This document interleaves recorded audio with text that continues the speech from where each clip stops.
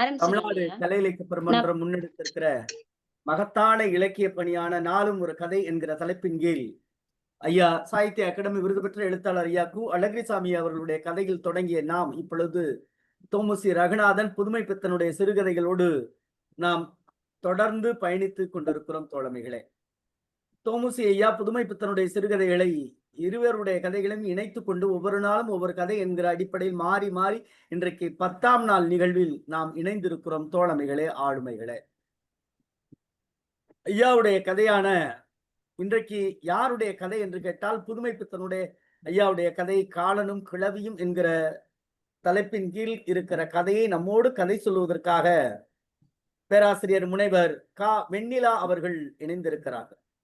தமிழ்நாடு கலை இலக்கிய பெருமன்றத்தினுடைய தேவகோட்டை கிளையினுடைய அரும்பெரும் பொறுப்பாளர். இன்னமும் சரியாக சொல்ல வேண்டும் என்று பார்த்தால், இந்த கிளை தொடங்குகின்ற பொழுது இந்த கிளை எப்படி புதிதாக இலக்கியத்தின் கலையும் கொண்ட ஒரு பெரிய அமைப்பாக இருப்பதற்கு எப்படி இருக்க வேண்டும் என்று சரியாக பின்னணியில் இருந்து கொண்டு நெறிப்படுத்தி வழிப்படுத்தி இப்பொழுது வரை 50 மேற்பட்ட உறுப்பினர்களை சேர்த்து தலைவர் செயலர் பொறுப்பு இல்லாவிட்டாலும் தலைமையும் செயலுமாய் இருக்கக்கூடிய பேராசிரியர் வெண்ணிலா அவர்கள் நம்மோடு இணைந்திருக்கிறார்கள். இவர்கள் சிவகங்கை மாவட்டம் ஸ்ரீ சேவகன் அண்ணாமலை தேவகோட்டையில் இருக்கக்கூடிய ஸ்ரீ சேவகன் அண்ணாமலை கல்லூரியிலே முதுகலை தமிழாய்வுத்துறையில் பேராசிரியராக இருக்கிறார்கள். தஞ்சை பல்கலைக்கழகத்தில் முனைவர் பட்டத்தை ஆய்வு செய்த அம்மா அவர்கள் முதுகலை பட்டப்படிப்பில் பல்வேறு பட்டங்கள், யோகாவில் தொடங்கி முதுகலை உளவியல் தொடங்கி எல்லாவற்றிலும் ஒரு நிறைவாய் மன நிறைவாய் பட்டங்கள் பெற்றதுமல்லாமல் நல்ல பண்பாளராய் நல்ல எழுத்தாளராய் பல்வேறு நூலுக்கு ஆசிரியராய் இருக்கக்கூடிய நம்முடைய கிளையினுடைய தேவோட்டை கிளையினுடைய நெஞ்சம் நிறைந்த உறுப்பினர் தோழர் பேராசிரியர் வெண்ணிலா அவர்கள் சமீபத்தில் கூட இந்த செய்தியும் சொல்ல வேண்டிய கடமை இருக்கிறது. தவத்திரு குருமகா சன்னிதானம் குன்றக்குடி அடிகளாருடைய நூற்றாண்டு விழாவை கலை இரவாக நடத்தினோம். அந்த நிகழ்வில் இரவு பகல் பாராது பேராசிரியர் தர்மராஜ் ஐயா என்று ஆனந்தா கல்லூரியில் ஒரு பேராசிரியர் இருக்கிறார். அவரை போல அவரும் பேராசிரியர் வெண்ணிலா அவர்களும் இரவு பகல் பாராது அவர் வேலை பார்த்து அந்த நிகழ்ச்சியை பெருமை சேர்த்த நல்ல சிந்தனையாளர் அம்மா வெண்ணிலா அவர்கள் இன்றைக்கு நம்மோடு ஐயா புதுமை பித்தன் அவருடைய கதையை சொல்லுவதற்காக காலனும் கிழவியும் என்கிற தலைப்பின் கதை சொல்லுவதற்காக இணைந்திருக்கிறார்கள். அவர்களை இந்த தமிழ்நாடு கலை இலக்கிய பெருமன்றத்தின் சார்பாகவும் இலக்கிய குழுவின் சார்பாகவும் இங்கே இணைந்திருக்கக்கூடிய இலக்கிய ஆளுமையின் சார்பாகவும் நெஞ்சம் நிறைந்த வாழ்த்துக்களோடு வரவேற்று கதை சொல்ல வருமாறு தோழமையை அழைக்கின்றோம். தோழமையே வருக, கதை சொல்க.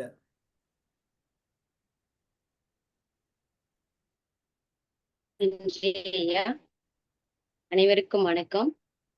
எங்கள் வாழ்வும் எங்கள் வளமும் மங்காத தமிழென்று சங்கே முழங்கும். தமிழ் எங்கள் உயிருக்கு நேர். தமிழ்நாடு கலை இலக்கிய பெருமன்றம் தேவகோட்டை கிளை தொடர்ந்து உலக புகழ்பெற்ற எழுத்தாளர்களையும் படைப்புகளையும் சிந்தித்து வருவது மிக்க மகிழ்ச்சி அளிக்கிறது.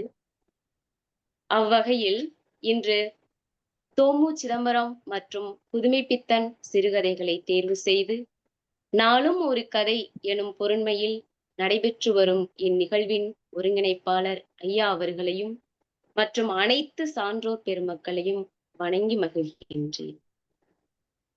இன்றைய கதை புதுமை பித்தன் அவர்கள் எழுதி 1937ஆம் ஆண்டு மணிக்கொடி இதழில் வெளிவந்த காலனும் கிழவியும் என்ற கதை. சில கதைகள் தன்னை வெளிப்படுத்திக் கொள்ளக்கூடிய விதங்கள் பலவாக இருக்கும் இல்லையா? நம்ம நிறைய கதைகள்லாம் படிக்கிறோம். ஒரு ஊர்ல அப்படின்னு சொல்லி ஆரம்பிப்போம். சில கதைகள் முன் நிகழ்வாக இப்ப என்ன நடந்துகிட்டு இருக்கோ அதை சொல்லி அதற்கு பிறகு பின்புலமாக கொண்டு சொல்லக்கூடிய கதைகளும் இருக்கு. அந்த வகையில் இந்த கதை காலனும் கிழவியும் அப்படிங்கிற கதை. காலன் அப்படின்னாவே நமக்கு மனசுக்குள்ள வந்துரும். காலன் அப்படின்னா இவன் தான் அப்படின்னு நம்ம ஒரு சிந்தையில கொண்டுட்டு வந்திருப்போம். இந்த கிழவிக்கும் காலனுக்கும் என்ன தொடர்பு? ஏன் இவங்க 2 பேரும் புகழ் பெற்றார்கள்? ஏன் இவங்க 2 பேரையும் தேர்ந்தெடுத்திருக்காங்க? அப்படிங்கிறது ஒரு ஒரு ஐயத்தோட, ஒரு வினாவோட உள்ள போய் பார்த்தோம் அப்படின்னா, ஒரு வெள்ளக்கோயில் அப்படிங்கிற ஒரு இடம் இருக்கு.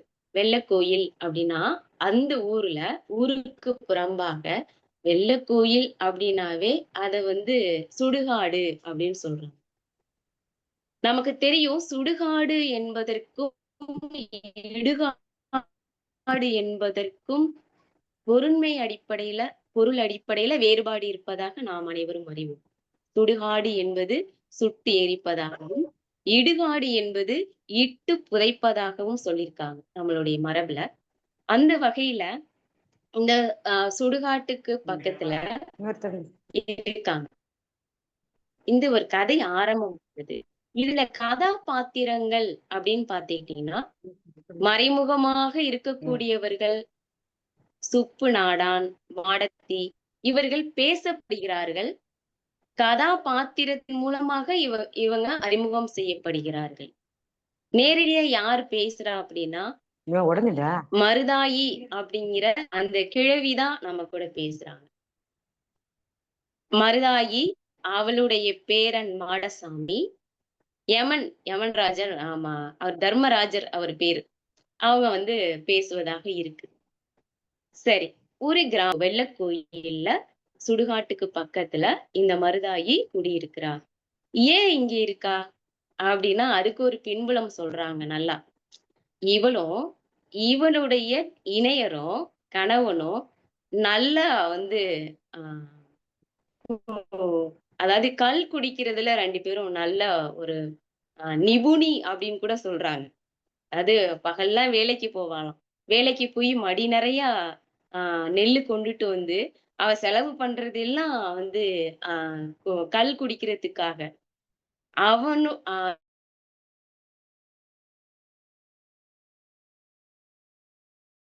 ஆனா நல்லா குடிக்கிறாரு. அதுல 2 பேரும் பண்ண ஒரு ஆர்ப்பாட்டத்துல இவங்க ஊருக்கு புறம்பாகவே தெரியல. அவங்கள வெளியில இந்த இடத்துல அவங்க இருக்கிறாங்க. சரி.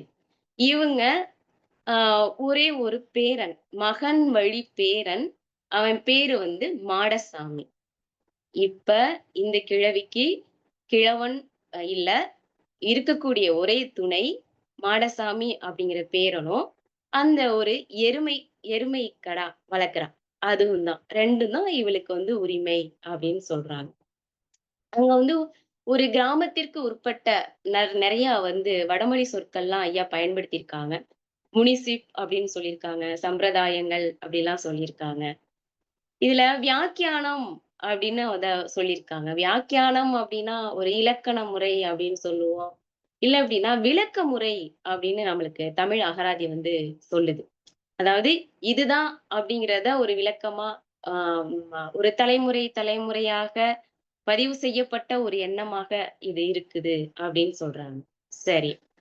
இந்த வெள்ளக்கோயில் அப்படிங்கிறதுக்கு யாரெல்லாம் போவாங்க அப்படின்னு கேட்டீங்கன்னா, உலகை விட்டு சேவர்கள் வெள்ளக்கோயிலுக்கு போறாங்க.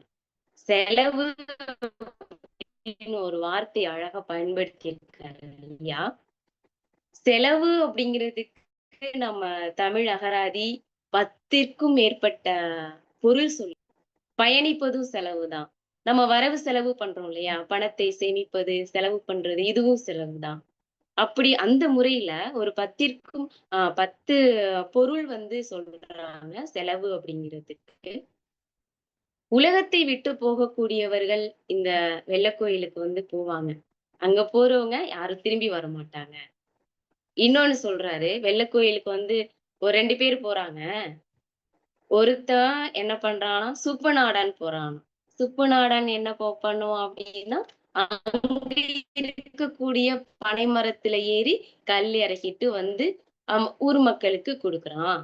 அவன் அங்க போயிட்டு தானே போனவன் யாரும் திரும்பி வரல அப்படின்னு சொல்லக்கூடாது அப்படிங்கிறதுக்காக இத சொல்றாரு.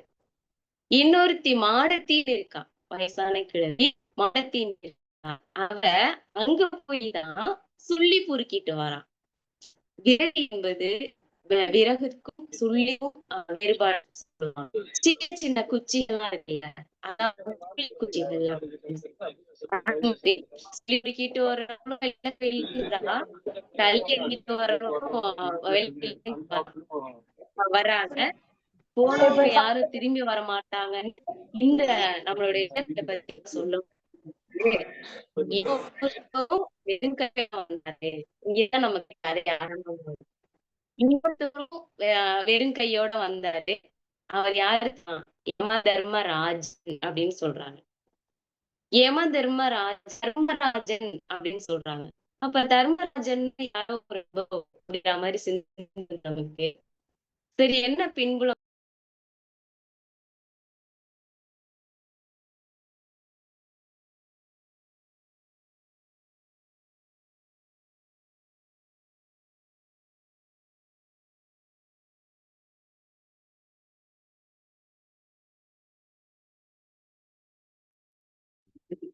நீலமா வெண்ணிலாமா இப்போ அந்த வெண்ணிலாமா அந்த எந்த ஐயா பின்புலம் கேக்குதுங்களா ஐயா? எந்த பின்புலம் அப்படிங்கிறதோட நிப்பாட்டினீங்க. ஐயா என்ன கேக்குதுங்களா? ஆமாமா, இப்பதான் கேக்குது. எந்த பின்புலம் அப்படிங்கிறதோட நிப்பாட்டினீங்க. அதுக்கப்புறம் வெளியில போயிட்டீங்க. இப்பதான் வந்திருக்கீங்க. சரிங்க, சரிங்க. ம். இது வந்து பாட்டியினுடைய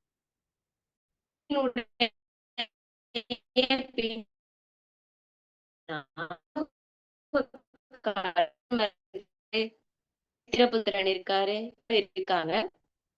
எவனே நேரடியாக வந்து கூட்டிட்டு போகக்கூடிய இரண்டுகள் அப்படின்னு சொன்னாங்க. ஒன்று, அந்த ஊர்ல யார் பெரியவங்களோ மூத்தவர்களோ அவரையும், இன்னொன்னு ஊர் தலைவரையும் அப்படின்னு சொல்றாங்க. 2 பேரையும் இவனே நேரடியா வந்து கூட்டிட்டு போவானாம். சாதாரண மக்களை கிங்கரர்கள் வந்து கூட்டிட்டு அவருடைய தூதுவர்கள் வந்து கூட்டிட்டு போவாங்க. ஆனா இவருக்கு இருக்கக்கூடிய ஒரு பொறுப்பு 2 பேரை நேரடியா வந்து அழைச்சிட்டு போகணும். இதுல அன்னைக்கு அந்த வெள்ள கோயில்ல ஒருத்தவங்கள போய் அழைச்சிட்டு வர வேண்டிய பொறுப்பு நம்மளுடைய யமதர்மராஜாவுக்கு இருக்கு. சரி, வர்றாரு. உடனே நம்ம யமதர்மன் எருமை மாடு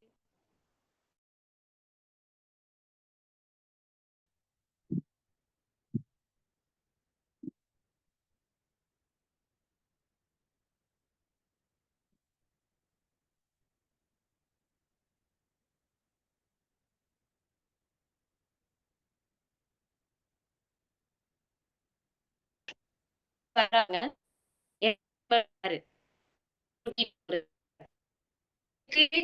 கேள்விக்கு கண்ணும் தெரியாது, கொஞ்சம் காதும் கேட்காது.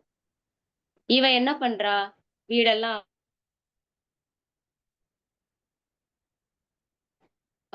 இன்னைக்கு என்ன அப்படின்னா, கும்பினிக்காரர் பட்டாளத்தை பார்த்தார்.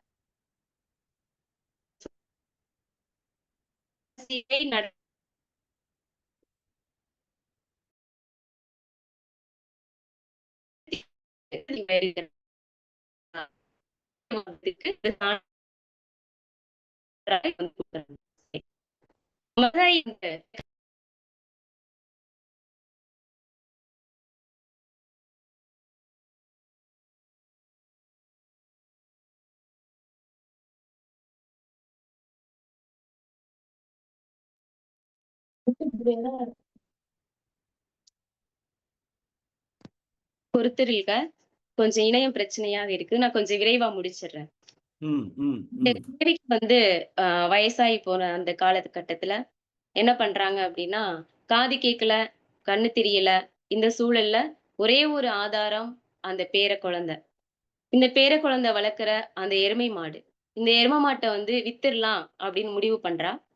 சரி அப்படின்னு சொல்லிட்டு வித்துடலான்னா, அதுக்குள்ளயே மேய்ச்சு கொண்டுட்டு வரணும். அந்த பேரனும் ஆ தாத்தா மாதிரி கொஞ்சம் நல்லா ஆ குடிக்கிறவரா, சேட்டை பண்றவரா, ஆ பாட்டி சொல்றத கேட்காதவரா இருக்கிறாங்க. அந்த சூழல்ல அன்னைக்குன்னு வேலைகள்லாம் முடிச்சுட்டு, ஒரு ஓரமா திண்ணையில வந்து உட்கார்றா. உட்காரும் பொழுது அவளுக்கு கை படபடக்குது. வறட்சி அதிகமா இருக்குது. இப்ப தண்ணி கேட்கலாம் அப்படின்னா, பேரன் இல்ல பக்கத்துல. உடனே அவளே வந்து சொல்லிக்கிறா. இந்த ஆ பையன வந்து எங்கேயும் போகாத, வராத இது வந்து பேச்சு வழக்குல வந்து சொல்றாங்க. வராதன்னு சொன்னா கேட்க மாட்டேங்கிறான். எனக்கு ஒரு உதவிக்கு ஆள் இல்ல. பேசாம ஒரு திருமணத்த பண்ணி வச்சிரலாம் அப்படின்னு சொல்லி இவளே பேசிக்கிட்டு அந்த தண்ணிய வந்து எடுத்துட்டு வரா. அந்த நேரத்துல பார்த்தீங்கன்னா, ஒரு எருமை வந்து இறங்குது. அதுலேருந்து ஒரு இளைஞன் வந்து இறங்குறான். உடனே வந்து இவ என்ன நெனச்சுக்கிறா, தன்னுடைய பேரன் தான் வந்துட்டான் அப்படின்னு சொல்லிட்டு, "டேய் அந்த எருமைய கொண்டு போயி அங்க கொல்லையில கட்டிட்டு, பருத்திலாம் வச்சுட்டு வாடா" அப்படின்னு சொல்றாங்க.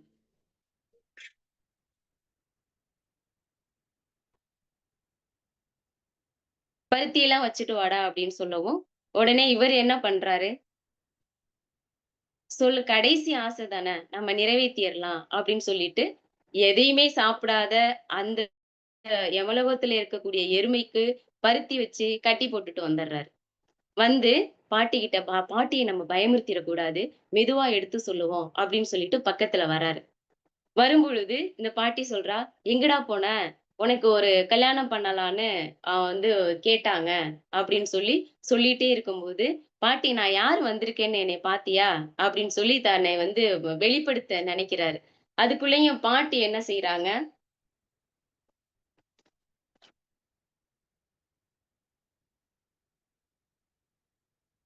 பாட்டி வந்து அத கண்டுக்காம, "எனக்கு கொஞ்சம் தண்ணி குடு" அப்படின்னு சொல்லி கேட்டு வாங்கிக்கிறா. வாங்கிட்டு அந்த வெத்தல பாக்க மெதுவா, அசால்ட்டா அவ வந்து குத்தி சாப்பிட்டுக்கிட்டு இருக்கிறா.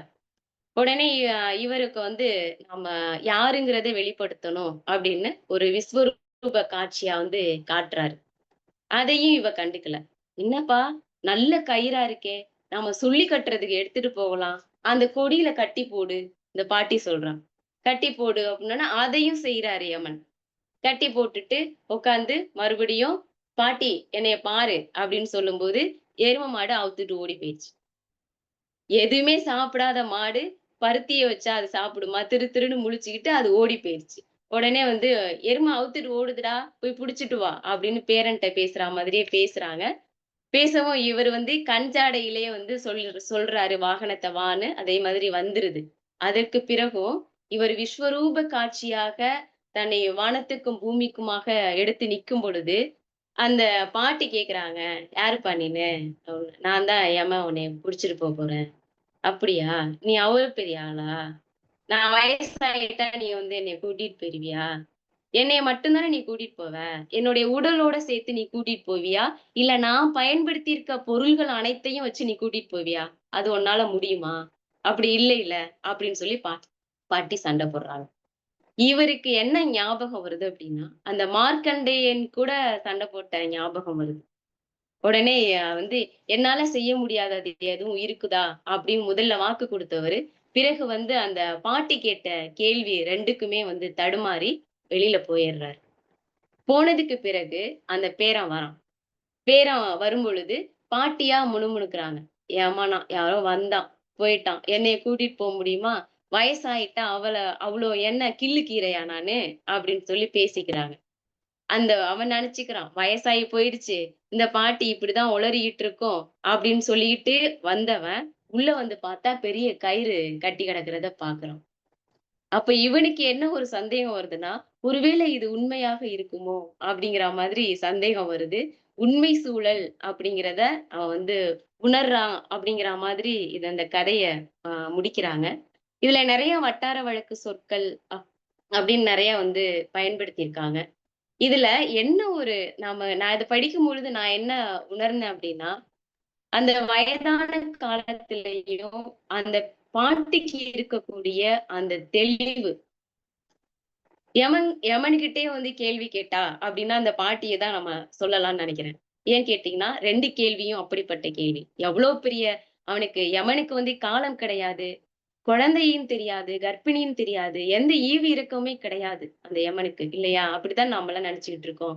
ஆனால் இந்த பாட்டிகிட்ட அவனால ஜெயிக்க முடியல பாருங்க. கேட்ட 2 கேள்வி.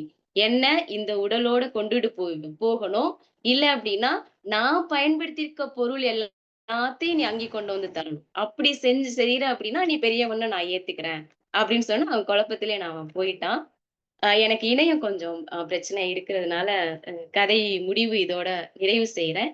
அனைவருக்கும் நன்றி.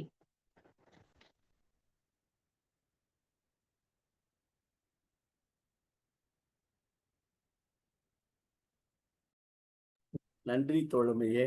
இடர்பாடு என்பது உங்களுக்கு புதியதில்லை. எத்தனை இடர்பாடு வந்தாலும் எதிர்த்து நின்று சாதிக்கக்கூடிய மிகப்பெரிய சாதனையாளர் பேராசிரியர் வெண்ணிலா அவர்கள் என்பதை யாம் அறிவோம். அதற்கு முதல்ல வாழ்த்துக்கள். கதையை நிறைவு செய்த உங்களுக்கு வாழ்த்துக்கள். வழக்கம்போல் பின்னூட்டத்தை தொடங்கி வைக்கிற நம்முடைய தோழமை சிவசுப்பிரமணிய தோழர் அவர்கள் பின்னூட்டத்தை தொடங்கி வைக்கவும். அன்பான தோழர்கள் அனைவருக்கும் வணக்கம். இன்னைக்கு காலனும் கிளவியும் புதுமைப்பித்தனுடைய கதையை முனைவர் கா. வெண்ணிலா அவர்கள் அருமையாக சொன்னார். எத்தனை சுருக்கமா சொன்னாலும் ரொம்ப கதை நல்லா புரியும்படியாக சொல்லிவிட்டார். அவருக்கு பாராட்டுகளும் வாழ்த்துக்களும். கொஞ்சம் இணைய பிரச்சனை இல்லைன்னா இன்னும் நல்லா சொல்லியிருப்பாங்கன்னு நினைக்கிறேன். இதுல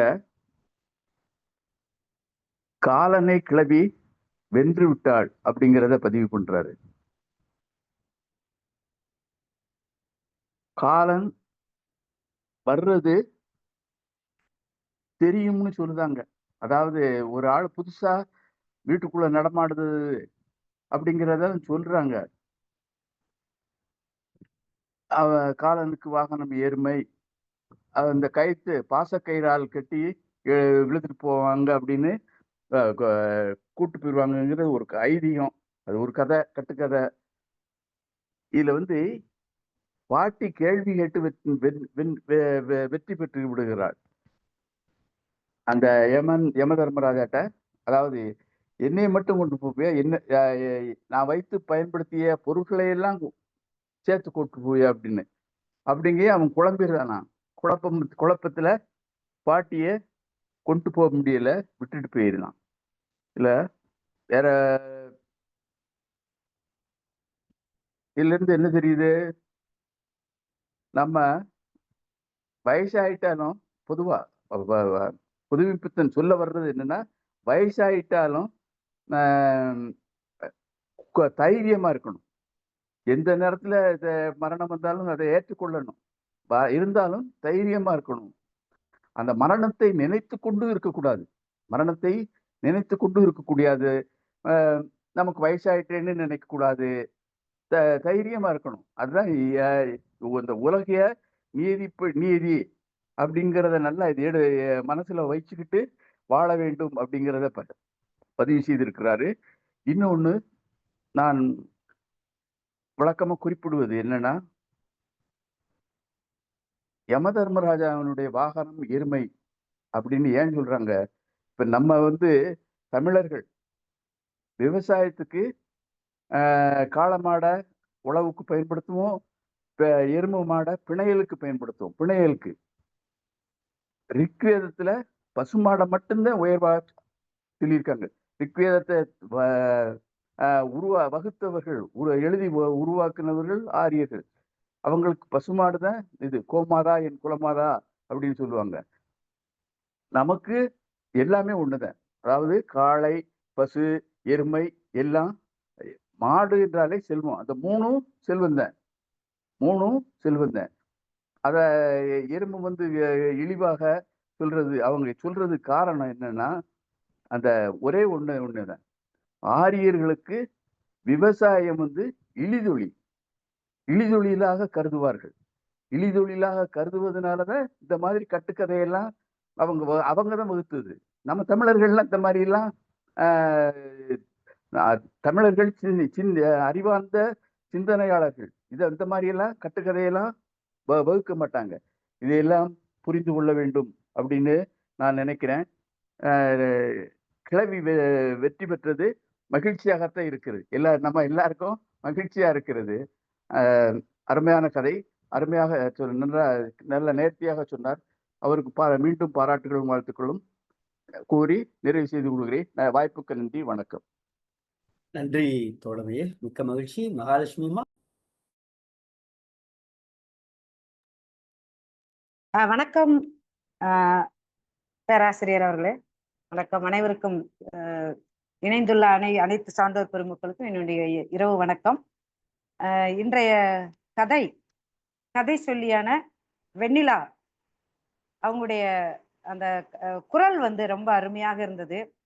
இணைய பிரச்சனை இருந்தாலும் இடைவிடாமல் சொல்ல வேண்டியதை அழகாக புரியும்படியாக சொன்னீர்கள். உங்களுடைய கதை சொல்லிய விதம் அருமையாக இருந்தது. வாழ்த்துக்கள் வெண்ணிலா சிஸ்டர். இது ஒரு பிரபலமான ஒரு சிறுகதை. இந்த கதையை பற்றி என்ன அப்படின்னா, ஒரு 1937 எழுதப்பட்ட ஒரு கதை, மிக பிரபலமான ஒரு சிறுகதை. அதாவது என்ன இதுல சொல்ல வர்றாங்க அப்படின்னா, மரணத்தின் மீதான மக்களின் பயத்தையும் அதை எப்படி எதிர்கொள்ள வேண்டும் அப்படிங்கிறதையும் மன உறுதியையும் வெளிப்படுத்தும் விதமாக எழுத்தாளர் பதிவு பண்ணியிருக்கிறார். சமூகத்துல நிலவுகின்ற மூட நம்பிக்கைகளையும் அதே மாதிரி அதான் மரணத்தின் மீதான பயத்தையும் சமூகத்தில் நிலவும் பலவீனமான மனப்பான்மைகளையும் கூறுகிறது இந்த கதை. சூழலும் அதற்கு ஏற்றவாறு இந்த கதையில் அமைந்துள்ளது. எனக்கு இந்த வெண்ணிலா சொல்லும் போதே வெத்தலை இடிச்சாங்க, அந்த வெத்தலை இடிக்கிற சத்தம் கூட எனக்கு கேட்டுச்சு. ரொம்ப அற்புதமாக கதை சொன்னீங்க. அந்த பேரனும் தாத்தா மாதிரி நல்லா குடிக்கிறவனா இருக்காங்க அப்படிங்கிற ஒரு ஒரு வரியை பதிவு செஞ்சிருப்பாரு. எல்லா இடத்துலயும் என்ன சொல்லுவாங்கன்னா, முன்னோர்கள் மாதிரி பேரன் அதே குணத்தோட இருப்பாங்கன்னு சொல்லுவாங்க. இங்க என்னடான்னா பேரனும் தாத்தா மாதிரி நல்லா குடிக்கிறவனா இருக்காங்க அப்படின்னு சொன்னது எனக்கு சிரிப்பா தான் இருந்தது. மொத்தத்துல இந்த கதை ஒரு நகைச்சுவையாக கூட எடுத்துக்கலாம். ரொம்ப அற்புதமாக அந்த கதை நான் ஒரு இடம் வாசிச்சேன். இந்த கதையை எங்க குழந்தைங்களுக்கு கூட நான் சொல்லும் போது நாளைக்கு சொல்லணும்னு நினைக்கிறேன். இடையில கொஞ்சம் நிறைய நகைச்சுவைகள், இந்த பாட்டிக்கும் அந்த யமதனுக்கும் நடக்கிற உரையாடல் அவ்வளவு அழகாக இருக்கு. எப்படிப்பட்ட ஒரு நல்ல அந்த கிளவி அவ்வளவு நல்லா பேசும் அந்த யமதர்மன்கிட்ட. இதெல்லாம் குழந்தைகிட்ட சொல்லும் போது அவங்கள ஆச்சரியமா கேட்பாங்க. அப்படியா அப்படிங்கிற மாதிரி இது கற்பனை தான் இருந்தாலும் அவங்களுக்கு அது நிஜமாவே பேசுற மாதிரியே ஒரு ஃபீலிங்கை கொண்டு போனோம்னா குழந்தைங்க கண்டிப்பா அந்த கதையை கேட்பாங்க. நாளைக்கு இந்த கதை எங்க வகுப்பறையில கண்டிப்பாக சொல்லப்படும். ரொம்ப நல்லா இருந்தது வெண்ணிலா. உங்களுக்கு என்னுடைய அன்பான வாழ்த்துக்கள். இன்னும் அடுத்த கதைகளும் நீங்க சொல்ல வேண்டும். இதோட நான் கருமுருகன் ஐயா கிட்ட ஒரே ஒரு கேள்வி, எனக்கு கதை சொல்வதற்கு ஏதாவது வழி இருக்கிறதா ஐயா? உங்களுக்கு இல்லாத வாய்ப்பா? பெருந்தகையே, தங்களுக்கு இல்லாத வாய்ப்பா? அப்படி இல்ல, நான் ஒரு சாதாரண ஒரு டீச்சர் தான். இல்ல இங்க இணைஞ்சிருக்கிறவங்க பேராசிரியரா இருக்காங்க. இல்ல நீங்க அது மட்டும் மறந்துருங்க. பேராசிரியர், ஆசிரியர் அப்படிலாம் கிடையாது. நாமெல்லாம் ஒரு இலக்கியத்திற்காக அர்ப்பணிச்சிருக்கிற தவசீலர்கள். சரிங்களா? நீங்க பேராசிரியர்னா பெரிய ஆளும் கிடையாது, ஆசிரியர்னா சின்னவங்களும் கிடையாது. பேராசிரியர் சொன்னா கோவம் வரும் எனக்கு. கருமுருகன். சரி சரி சரி. மகிழ்ச்சி சகோதரி. எனக்கு புலனத்துல போடுங்க, நான் கதை என்னன்னு தேர்வு பண்ணி போடுங்க, உடனே உங்களுக்கு ஒதுக்கிறேன். எப்ப என்ன சொல்றது, நம்முடைய தமிழ்நாடு கலை இலக்கிய பெருமட்டத்தில் அரசவை புலவர்கள் நீங்கள் எல்லாம். சம்பளம் கொடுங்க. அரசவை புலவர் சம்பளம் கொடுங்க. அது சம்பளம் கொடுக்காத பேரு தான் அரசவை புலவர்கள். அப்படியா? ரொம்ப நன்றி. உங்களுடைய பேச்சு ரொம்ப நல்லா இருக்கு. கண்டிப்பா நன்றி நன்றி. செல்வியம்மா, அனைவருக்கும் வணக்கம். இன்றைய கதை சொல்லி ரொம்ப அருமையா கதை சொன்னாங்க. குழந்தைங்களுக்கு சொல்ற மாதிரியே பொறுமையா சொன்னாங்க. அவங்களும் நிறைய எதிர்பார்ப்போட இவ்வளவுதான் கதை சொல்லலான்ற ஒரு எண்ணத்துல வந்திருப்பாங்க. நாமளும் அவங்கள்ட்ட இருந்து நிறைய விஷயங்களை தெரிஞ்சுக்கலான்ற ஒரு இதுல இருந்தோம். ஆனா 2 பேர்த்துக்குமே இணையம் சதி செஞ்சிருச்சு. அந்த கதையை எனக்கு ரொம்ப கஷ்டமா இருந்துச்சு. எனக்கு இணையம் சரியில்லை, நான் சீக்கிரம் கதையை முடிச்சிடலான்னு அவங்க சொல்லும் போது எனக்கு ரொம்ப கஷ்டமா இருந்துச்சு. அடடா, எவ்வளவு ஒரு இதா நினைச்சுக்கிட்டு வந்திருப்பாங்க, இதெல்லாம் இப்படி இப்படி சொல்லணும்ட்டு. கடைசியில இப்படி சுருங்க சொல்ல மாதிரி ஒரு நிலை வந்துருச்சுன்னு. இருந்தாலும் அம்மா நீங்க ரொம்ப அழகா கதை சொன்னீங்கம்மா. அந்த கதையை நேரத்துக்கு ஏற்ப சுருக்கமா சொன்னீங்க, ரொம்ப பிடிச்சிருந்தது. உங்களுக்கு வாழ்த்துக்கள், பாராட்டுக்கள். அடுத்து இந்த கதையோட சாராம்சம் பாத்தீங்கன்னா, வயசாயிடுச்சு எனக்கு, என்னால முடியாது, என்னால என்ன பண்ண முடியும், இததான் இப்ப இருக்கிற வாழ்க்கையில எல்லாருமே பேசிட்டு இருக்காங்க. அத அந்த காலத்திலேயே அவர் வாழ்க்கைக்கு எது தேவை அப்படின்றத இந்த கதை மூலம் சொல்லியிருக்காங்க. தைரியம், ரொம்ப தைரியம். இந்த பாட்டி வந்திருக்கிறது யமன் தெரிஞ்சு எவ்வளவு கூலா இருந்துச்சு பாருங்க. அந்த தைரியம் தான் எல்லாத்துக்கும் வேணும். தைரியம் தான் வாழ வைக்கும். பணம் இல்லைன்னாலும், பொருள் இல்லைன்னாலும், யாருமே இல்லைன்னாலும் தைரியம் தான் ஒருத்தனை வாழ வைக்குங்கிறதுக்கு இந்த கதை மிகப்பெரிய எடுத்துக்காட்டு. எனக்கு இது ஒரு சம்பவம் எங்க ஏரியாவுல அப்ப அந்த காலத்துல நடந்துச்சு. ஒரு பாட்டி கொல்லையில பில்லு அறுத்துட்டு இருந்திருக்காங்க. அப்போ ஒரு திருடன் வந்துட்டான். கத்திய காட்டி கழுத்துல போட்டிருக்க சங்கிலிய குடுன்னு. அது ரெட்டவடம் சங்கிலி. இது பார்த்துச்சு அவனை. இந்த என்னடா இந்த கவரிங் செயினுக்கு எதுக்குடா கத்திய காட்டுறா, இந்தாடான்னு தூக்கி போட்டு பாட்டு பிள்ளை. அப்ப அவன் பார்த்துட்டு என்ன பாட்டி செயினை விட்டு எரிஞ்சிட்டு கூலா இருக்கு எடுத்துட்டு ஒரு 10 அடி போனவன் திரும்பி பாக்குறான். அப்பயும் அது பிள்ளை எடுத்துக்கிட்டு இருந்தது. சரி உண்மையிலே இது கவரிங் செயின் போலன்ட்டு அவன் போட்டுட்டு போயிட்டான். அவன் போய் மறையிற வரைக்கும் இந்த பாட்டி பார்த்துட்டு இருந்து ஓடி போய் அந்த செயின் எடுத்துச்சு. 5 பவுன் சரடு. அதுக்கப்புறம் இந்த செயினை எடுத்துட்டு வீட்டுக்கு ஓடிடுச்சு. அதனால தைரியம்தான் இந்த வாழ்க்கைக்கு தேவையானதுன்னு இந்த கதை எல்லாத்துக்கும் உணர்த்துது. அதே சமயம் யமனோட ஒரு வயதான கழுவி இவ்வளவு தூரம் பேசுறாங்கன்னு ஒரு நகைச்சுவையும் இருந்துச்சு. கதையும் அருமை, கதை சொல்லியோட கதை சொன்ன விதமும் அருமை. வாழ்த்துக்கள். வாய்ப்புக்கு நன்றி. வணக்கம். சகோதரி ரேவதி அம்மா. தமிழ்நாடு கலை இலக்கிய பெருமன்ற உறுப்பினர்கள் அனைவருக்கும்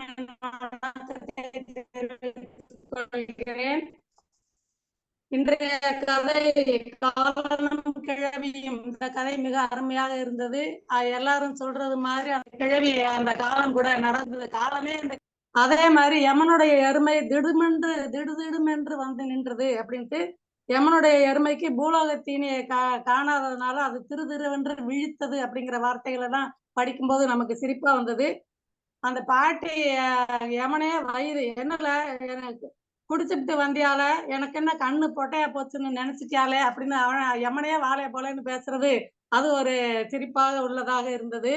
அப்புறம் அந்த யமன் சொல்றாப்புல, நீ என்ன புராண இதிகாசம் படிக்கக்கூடிய ஜாதியில பிறந்திருக்க அப்படின்னு சொல்லிட்டு யமன் மனசுக்குள்ளே ஒரு இது ஆகுது. ஐயோ மார்க்கண்டையன் கதையை இப்ப இந்த கிழவிக்கு தெரியாது, தெரிஞ்சிருந்தா அவையும் சேர்த்து சொல்லிடுவா அப்படின்னு நினைக்கிற அந்த இதெல்லாம் எழுதியிருக்காங்க. இந்த மாதிரி ஒரு சம்பவம் எங்க பக்கத்து வீட்டுல நடந்தது. பக்கத்து வீட்டுல அக்கா தம்பி 2 பேரு. அக்காவுக்கு 2 மகள்க, ஒரு மகளை கூட பிறந்த அந்த தம்பிக்கே 3ஆம் தாரமா கொடுத்துட்டாங்க. அது காலத்தின் கொடுமை, வறுமையின் காரணம்னு கூட வச்சுக்கலாம்.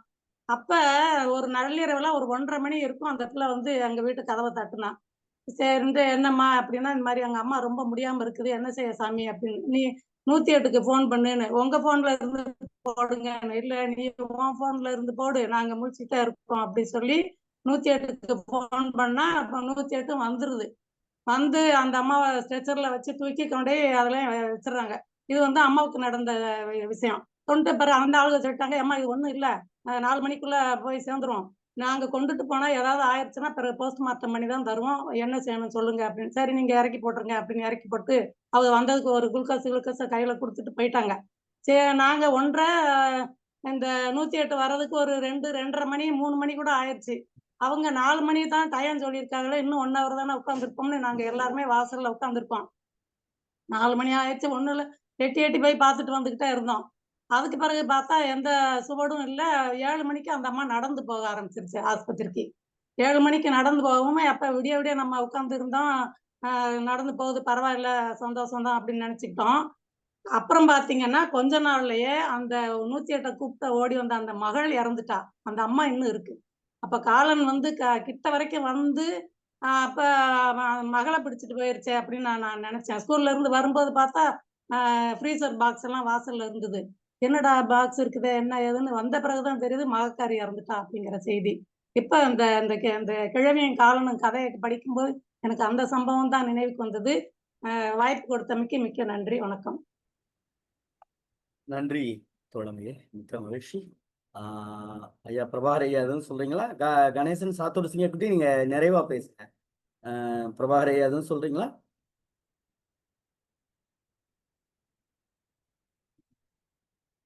ஐயா பிரபாகர் ஐயா நீங்க பேசலாம், மைக் ஆன் பண்ணிட்டு பேசுங்க. கேக்குது நான் பேசுறேன் கேக்கா? கேக்குது கேக்குது.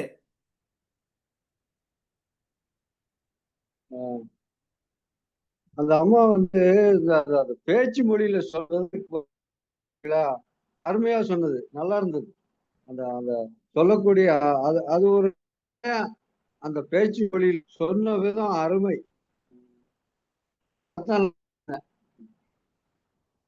நன்றி. ஓகே. வெண்ணிலாமா, நீங்க நிறைவா எதுவும் சொல்றீங்களா? அழகிரிசாமியோடைய மகனாரே உங்களுக்கு வாழ்த்து சொல்லி இருக்கிறார். பேச்சு மொழியில் அழகாக சொல்லி இருக்கிறார். இதை காட்டிலும் பரிசு, ஒரு பாராட்டு எதுவும் தேவையில்லை. ஏன்னா பெரிய விஷயம். அழகிரிசாமி பையனை உங்களுக்கு சொல்லியிருக்காங்க, பிரபாகர் ஐயா. நன்றி. ஆமா, நிறைவா நீங்க எதுவும் சொல்றீங்களா? ஐயா மிக்க நன்றி ஐயா. இதுல இந்த பாட்டி வந்து யமன் கூட உரையாடக்கூடிய அந்த அந்த நிலை வந்து ரொம்ப நல்லா இருக்குது. அம்மா கூட எடுத்து சொன்னாங்க. ஆஹ் அதுக்கு கிழவிக்கு வந்து ஒரு பயமுமே இல்ல, திடுக்கிடவே இல்ல. நான் யாருன்னு தெரியுமா உனக்கு அப்படின்னு விஸ்வரூபத்தை காட்டினா கூட, ஏல நீ என்ன குடிச்சுக்கிட்டு வந்துட்டியா, எனக்கு என்ன கண்ணு போட்டேன்னு நினைச்சியா அப்படின்னு சொல்லி கேக்குறாங்க அந்த பாட்டி. அது வயசான காலத்துல அந்த ஒரு பதட்டம், இறக்க போறோம் அப்படிங்கிற ஒரு எண்ணம், இதெல்லாம் வந்து அதிகமா இருக்குன்னு சொல்லுவோம். ஆனா இந்த பாட்டிய நம்ம படிச்சுக்கிட்டோம் அப்படின்னா தெரியுது. ஐயா சொன்ன மாதிரி யமதர்மன் அப்படின்னா எரும மாடு. அவர் வர்றதுக்கு வந்து இந்த பனை பனை மரத்தினுடைய அந்த கூட்டத்தை வந்து விலை அப்படின்னு சொல்றாரு. அதாவது பண்ண விலை அப்படின்னு ஒரு வார்த்தையில பயன்படுத்துறாங்க. கூட்டமா இருக்கக்கூடியது. அது ஒரு புதுமையான ஒரு சொல்லாடலா அது இருக்குது. அதுல அந்த பனை ஓலை சரட்டுனா கூட இவன் பயந்துருவான்டா அப்படின்னு நம்மளுக்கு ஒரு சொலவடைகள்லாம் இருக்கு. ஊர்ல பேசிக்குவோம் இல்லையா? அது மாதிரி பனைமரம் எல்லாம் நல்லா ஆடுதாம். பேய் மாதிரி இலையெல்லாம் ஆடுது. அப்பவும் இந்த பாட்டி பயப்படல. எங்கேயோ நாய் ஊளையிடுது, அதுக்கும் பயப்படல. ஆந்த உலர்ற சத்தமும் கேக்குதாம், அதுக்கும் பயப்படல. இதெல்லாம் யமதர்மன் வரக்கூடிய வழிகள் அப்படின்னு நம்மலாம் நம்பிக்கிட்டு இருக்கோம் அப்படிங்கறத ஐயா அழகா வந்து பதிவு பண்ணியிருக்காங்க. எனக்கு இந்த வாய்ப்பு கொடுத்த ஐயா அவர்களுக்கும், இந்த கதைக்கு வந்து விமர்சனம் கூறிய அனைவருக்கும் எனது மனமார்ந்த நன்றியை தெரிவித்துக் கொள்கிறேன். எனக்கு இணைய பிரச்சனை, இன்னும் நிறைய இதனுடைய சொல்லாடல்கள் பத்தி பேசணும்னு எனக்கு விருப்பம். ஐயா வந்து பயன்படுத்தக்கூடிய வட்டார வழக்கு சொற்கள், இந்த ஒரு கும்பர்ணி அப்படின்னு ஒரு வார்த்தை பயன்படுத்தி இருக்காங்க. அது எனக்கு ரொம்ப ஒரு புதுமையாகவும் இருந்துச்சு. அதாவது கும்பினிக்காரர்கள் அப்படின்னு சொல்லி, இந்த கும்பினிக்காரர்கள் அடிப்படையா வச்சுதான் கம்பெனி அப்படிங்கிற ஒரு ஆங்கில வார்த்தை வந்து வந்திருக்கு அப்படின்னு சொல்றாங்க. அந்த கம்பெனி அப்படிங்கிறது கும்பினிக்காரர், வெளிநாட்டவர்கள் அப்படிங்கறதெல்லாம் சொல்லியிருக்காங்க. ரொம்ப சிறப்பா அமைஞ்சிருக்கு இந்த கதை. கும்மினின்னாலே வெள்ளையர்கள் தான். கும்மினால அதான் நம்ம அகராதியில வந்து இந்திய அரசியலை நடத்தி வரும் ஆங்கில வியாபார கூட்டம் அப்படின்னு சொல்லி போட்டிருந்துச்சு. இந்த வார்த்தை நான் இப்பதான் நான் வந்து தெரிஞ்சுக்கிட்டேன் இந்த வார்த்தைய. ரொம்ப நல்ல அழகான கதை. ஒரு தைரியத்தை, ஒரு பாட்டியின் வழியாக எல்லாருக்கும் ஒரு மன தைரியத்தை கொடுத்திருக்கக்கூடிய ஐயா அவர்களுக்கும், ஐயா அவர்களுடைய தலைமுறைக்கும் என்னுடைய நன்றியை தெரிவித்துக் கொள்கிறேன். மிக்க நன்றி ஐயா. நிறைவாக நம்முடைய தமிழ்நாடு கலை இலக்கிய பெருமன்றத்தினுடைய பொதுச் செயலாளர் என்று இணைவதில் இடர்பாடு ஏற்பட்டதால் நிறைவு பேச்சாளராக சாத்தூர் சிங்கப்பட்டி தோழர் கணேசன் அவர்கள். தோழர்கள் அனைவருக்கும் வணக்கம், வாழ்க வளமுடன். ஐயாவுக்கு வணக்கம். இந்த கதை வந்து காலனும் கிளவியும் என்ற புதுமை புத்தனுடைய கதை. இதை வந்து ஒரு 3 விதமா நம்ம எடுத்துக்கலாம். ஒண்ணு நகைச்சுவையாக எடுத்துக்கலாம், அல்லது ஒரு இடத்துல வந்து ஒரு இடர்பாடு வரும்போது கெத்து காட்டி தைரியமா இருக்கிறது வந்து ஒரு நிலைமை எடுத்துக்கலாம். இன்னொன்னு என்றால், எதையும் எதிர்த்து நிற்கும் போது வருவது வரட்டும் என்று நினைக்கும் போது நாம் எதை வேணா சாதிக்கலாம், அதை நாம் தள்ளி போட முடியும் என்று சொல்வதாக ஒன்று இருக்கிறது. இன்னொன்று பார்த்தீங்கன்னா, யமன் வந்து எந்த ஒரு காரியத்தை அதாவது இறப்பு என்று வரும்போது யமனை சொல்றோம்.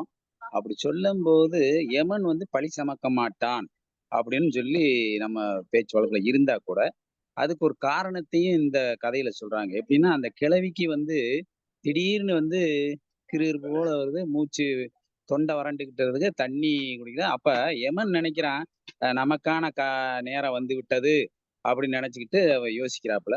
ஆனா அந்த யமனையே எதிர்த்து பேசக்கூடிய தன்மையில போகும்போது யமன் வந்து சிந்திக்கிறான், என்ன செய்யலாம், நம்மளுடைய தோல்வி வந்து மார்க்கண்டன்ட்ட தான் நம்ம தோத்தோம். அப்ப அதை விட இது சிறந்த தோல்வி மாதிரி ஆயிரும் போலுக்கு அப்படின்னு சொல்லி அவருடைய சிந்தனை அப்படி போயிட்டு இருக்கு. இது வந்து கற்பனை கதையா கூட நம்ம சொல்லிக்கலாம். கற்பனை கதையா சொன்னா கூட இதனுடைய எழுத்தாளர் வந்து எதை சொல்ல வர்றாரு அப்படின்னா, என்ன வந்தாலும் சரி தைரியமாக நின்று முகத்துக்கு நேராக நின்று அதை வந்து பேஸ் பண்ண வேண்டும். அப்படி வந்து நாம் நேருக்கு நேராக சந்திக்கும் போது எந்த விதமான சிக்கல்கள் வந்தாலும் சரி, எதிரிகள் வந்தாலும் சரி, நம்ம அதை அடித்து நொறுக்க முடியும் என்று சொல்ற மாதிரி அதை கிளவிய வச்சு சொல்லினா கூட இது மக்களுக்கு, பொதுமக்களுக்கு சொல்லக்கூடிய ஒரு கருத்தாத்தான் அந்த கதை அமைஞ்சிருக்கு. ரொம்ப வெண்ணிலா அவர்கள் வந்து, அதாவது மேக கூட்டங்கள் வந்து எவ்வளவோ கூட்டங்கள் மேகம் இருந்தா கூட அதையெல்லாம் மீறி மக்களுக்கு ஒளியை கொடுக்க வேண்டும், ஜொலிக்க வேண்டும் சொல்ற அந்த வெண்ணிலா வந்து வெளியில வர்ற மாதிரி எத்தனையோ இடர்பாடுகள் வந்து இணையத்தில் இருந்தா கூட நான் வந்து இந்த கதையை சொல்லாம விட மாட்டேன். உங்களுக்கு எல்லோரும் புரியும்படியாக நான் அந்த கதையை சொல்லி முடிப்பேன் என்று அந்த வெண்ணிலா அவர்கள் வந்து இதை சொல்லி முடிச்சாங்க. ரொம்ப சிறப்பா சொன்னாங்க. உண்மையிலேயே அவங்களுக்கு வந்து இணையம் இடர்பாடு இல்லாவிட்டால் இன்னமும் சிறப்பா சொல்லியிருப்பாங்க. ஒரு நல்ல கதை. அத வந்து சமூக மக்களுக்கு இப்படி ஒரு செய்தியை சொல்லக்கூடிய கதையாகவும் இருக்கிறது. அப்ப எல்லோருக்குமே ஒரு தைரியம், மனத்தைரியம் வேண்டும். அதை சந்திக்கக்கூடிய ஒரு திறன் வேண்டும். அதை எப்படி அணுக வேண்டும், இப்படியெல்லாம் வரலாம் அப்படின்னு சொல்ற மாதிரி அதை வந்து ஒரு புராண கதையா இருந்தாலும் சரி, நம்ம கற்பனை கதை, நம்ம வந்து சான்றோர்கள் இப்படித்தான் சொல்லியிருக்காங்க அப்படின்னு சொன்னா கூட நம்ம இப்போதைக்கு நடந்துகிட்டு இருக்கிற ஒரு செய்தியைத்தான் அவங்க வந்து புதுமைப்பித்தன் ஐயா சொல்லியிருக்காங்க. மிகவும் ஒரு அருமையான கதை, நல்ல கதை. அதை நல்லா சொன்னாங்க. விமர்சனங்களும் ரொம்ப சிறப்பா இருந்துச்சு. வாழ்க வளமுடன். வணக்கம், வாழ்த்துக்கள், நன்றி. நன்றி தோழமையே, மிக்க மகிழ்ச்சி. நாளைய தினம் தோமுசி ரகுநாதன் ஐயாவுடைய கதையான ஞானமணி பதிப்பகம் என்கிற கதையை பேராசிரியர் ராமச்சந்திரன் அவர்கள் நம்மோடு கதை சொல்லல் வாயிலாக இணைய இருக்கிறார்கள். நாளைய தினமும் பங்கேற்க வேண்டும். தோழமைகளே, ஒவ்வொரு நாளும் ஒரு கதை என்றாலும் கூட இலக்கியத்திற்கான அர்ப்பணிப்போடு குறைந்தபட்சம் ஒரு 60 நிமிடங்களாவது அத்தனை பேரும் ஒதுக்கி எத்தனையோ படைப்பாளிகள் இந்த சமூகத்திற்கு தன்னுடைய வாழ்க்கை முழுவதும் இலக்கிய படைப்பிற்காகவே அர்ப்பணித்த மகான்கள் வாழ்ந்திருக்கிறார்கள். அவருடைய படைப்புகளை மீண்டும் மீண்டும் மீளுருவாக்கம் செய்து மக்களிடம் கொண்டு போக வேண்டிய கடமையும் பொறுப்பும் இலக்கிய அமைப்புகளுக்கு கூடுதலாகவே இருக்கிறது. இன்னமும் கூடுதலாகவே தமிழ்நாடு கலை இலக்கிய பெருமன்றத்துக்கு இருப்பதாகவே பார்க்கிறோம். அந்த பணியைத்தான் தோழர் ஜீவா அவர்களுடைய சிந்தனையை ஒற்றி நம்முடைய மன்றம் பயணிக்கிறது. இந்த மன்றத்தில் ஒவ்வொரு நாளும் இணைய வேண்டும். தமிழ்நாடு கலை இலக்கிய பெருமன்றம் ஒவ்வொரு நாளும் இரவு 8 மணிக்கு உங்கள் இல்லங்களோடு இணைந்து பயணிக்கிறோம். நன்றியும் வாழ்த்துக்கள்.